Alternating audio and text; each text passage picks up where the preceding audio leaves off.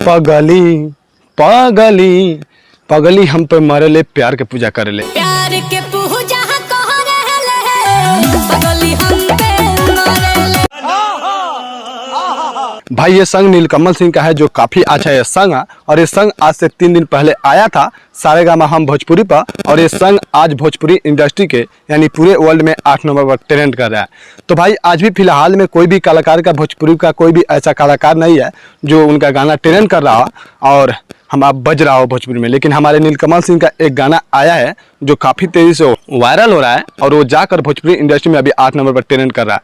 तो भाई लोग आप लोग जाइए और इस गाना को ज़्यादा से ज़्यादा प्यार दीजिए क्योंकि इस गाना का क्वालिटी भाई काफ़ी देखने में मज़ा आ रहा है। और गाना कुछ ऐसे है, प्यार के पूजा कह रहले। भाई ये गाना सुनकर आप लोगों को कैसा लग रहा है? क्योंकि एक गाना आज से 3 दिन पहले नीलकमल सिंह लाए थे और इस संग का टाइटल है पगली पूजा करेले।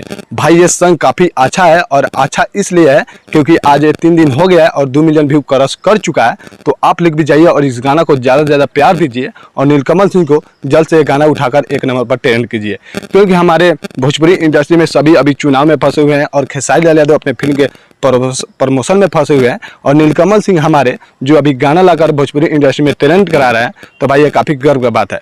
तो जाइए और प्यार दुलार दीजिए हमारे नीलकमल सिंह को जो काफ़ी चॉकलेटी स्टार हैं और काफ़ी वो मेगा स्टार भी कुछ दिन बाद हो जाएंगे क्योंकि ऐसा ऐसा गाना वही ला सकते हैं क्योंकि पवन सिंह के बाद इनका ही आस्थान है।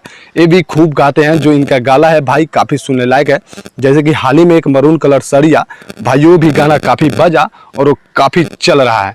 वो आज 110 मिलियन क्रॉस कर चुका है। तो आप लोग भी जाइए और इस गाना को जल्द से जल्द इससे भी अभी तक 10 मिलियन क्रॉस कराइए ताकि हमारे नीलकमल सिंह और अच्छा गाना लाए।